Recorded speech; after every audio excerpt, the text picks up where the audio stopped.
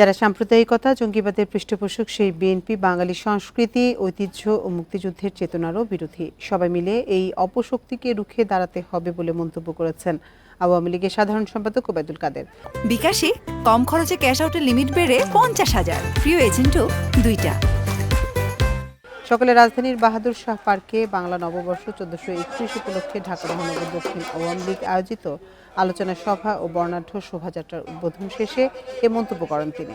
কাদের বলেন, বিএনপি বাঙালি সংস্কৃতি সহ্য করতে পারে না, তাদের অন্তরে পাকিস্তান। এ সময় বাঙালি সংস্কৃতিকে বাঁচিয়ে রাখতে হবে, ইতিহাসের চেতনাকে ধারণ করতে হবে বলেও মন্তব্য করেন আওয়ামী লীগের সাধারণ সম্পাদক। সাম্প্রদায়িক জঙ্গিবাদের পৃষ্ঠপোষক সে বিএনপি হচ্ছে বাঙালি সংস্কৃতি, বাংলাদেশ রাষ্ট্রের চেতনার, মুক্তিযুদ্ধের প্রতিপক্ষ, শত্রু।